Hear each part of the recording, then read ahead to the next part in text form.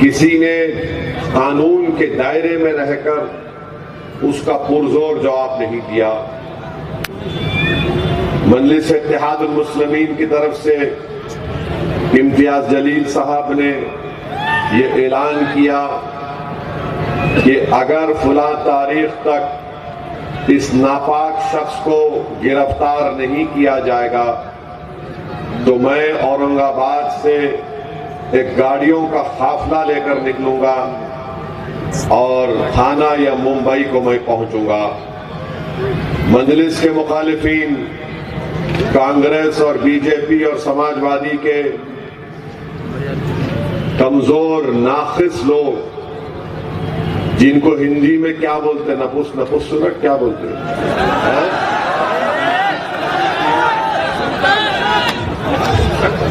नपुंसक।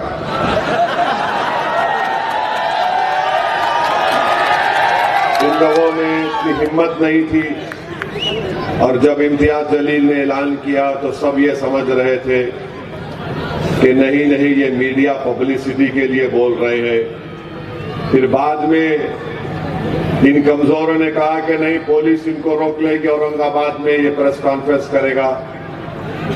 जब दिन आया एहतजाज का तो औरंगाबाद में महाराष्ट्र के मुख्तलिफ मुकामात से हजारों की तादाद में लोग अपनी अपनी गाड़ी लेकर निकले। हर कोई अपनी अपनी इस्तेताअत से निकला। और जब इम्तियाज जलील ने मुझे फोन किया कि असद भाई, औरंगाबाद की पुलिस मेरे घर को आई है और मुझसे कह रही है कि आप इस जुलूस को औरंगाबाद से मत निकालिए। मैंने कहा इम्तियाज, तुम उनकी बात को मान लो। बोले क्या बोल रहे आप? मैंने कहा बात को मान लो। औरंगाबाद शहर में अमित शाह है, आप बोलो कि मैं बंबई नहीं जाता हूं, मैं अमित शाह के पास पूरे लोगों को लेके आ जाता हूं गाड़ी लेके। इत्तेफाक से उस दिन देश के होम मिनिस्टर वहीं पर थे, मिस्टर शाह। लाइक कर दो। तो औरंगाबाद की पुलिस ने कहा कि ठीक है सर, आपको जो करना है आप कर लीजिए। इम्तियाज जलील ने जुलूस लेकर निकले और आपके इस मुकाम तक पहुंचे। जो ये कमजोर लोग समझ रहे थे कि अगर एहतजाज होगा तो दंगा होगा, फुला होगा। मेरे भाई, महाराष्ट्र की तारीख में मजलिस इत्तेहादुल मुस्लिमीन ने एक तारीखी एहतजाज किया, पुरअमन रहा। आप तमाम की दुआएं और ताउन था। हमने दुनिया को बता दिया कि हम एहतजाज पुरअमन कर सकते हैं और हम एहतजाज अपनी जात के लिए, अपनी नफ्स के लिए नहीं किए। हम एहतजाज इसलिए किए कि जिसके नाम का सदका हम खाते हैं, हम गुलाम हैं उस दर के, तो गुलामी का सबूत देने के लिए हमने एहतजाज किया था। और अगर दोबारा कोई महाराष्ट्र में इस तरह की हरकत करेगा तो आइंदा एहतजाज भिवंडी थाने में नहीं रुकेगा, आजाद मैदान पे जाके रुकेगा, मुंबई के इंशाअल्लाह ताला। अब आपको बताने का मकसद ये है कि एक इम्तियाज जलील, मजलिस का सदर महाराष्ट्र का, एक मुसलमान एमपी 20 साल के बाद महाराष्ट्र से मुंतखब हुआ 2019 में। तमाम पार्टी ने मिलकर, चाहे वो सेकुलर हो, कम्युनल हो या जो अपने आप को बोलते हैं, वो दो शिवसेना, दो राष्ट्रवादी, एक पुरानी कांग्रेस, ये सब मिलकर तय करे कि लोकसभा की 48 सीटें हैं महाराष्ट्र में, चाहे कोई जीते ना जीते मगर इम्तियाज ना जीते औरंगाबाद से। वो लोग अपनी साजिश में कामयाब हो गए। मेरे भाई, मैं आपसे हाथ जोड़ के अपील करने आया हूं।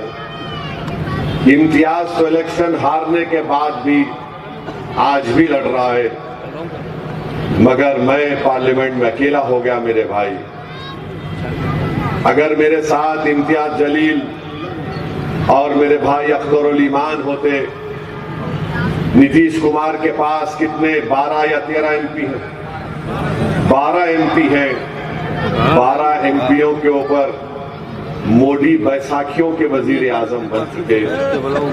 नहीं, हंसने के लिए नहीं कह रहा हूं। अगर मजलिस इत्तेहादुल मुस्लिमीन के 7-8 एमपी जीत जाते तो क्या आप ये उम्मीद कर सकते कि पार्लियामेंट में वक्फ को बर्खास्त करने का बिल लाया जाता? सोचो भिवंडी की आवाम, तकारीर तो बहुत होंगे, मगर आपको एक फिक्र देकर जाना चाहता हूं। अगर मेरे साथ इम्तियाज जलील होते, अख्तरुल ईमान होते, तो वक्फ को बर्बाद करने का, मस्जिदों को छीनने का, दरगाहों को छीनने का बिल नहीं पेश होता। मेरे भाई, हम इस बात पर गौर नहीं करते कि हमारे नुमाइंदों की कितनी बड़ी जरूरत है हमको। हम सिर्फ यही समझते कि नहीं, मेरा फायदा नहीं, मेरा नुकसान है, ये मेरा नुकसान है, मेरा फायदा।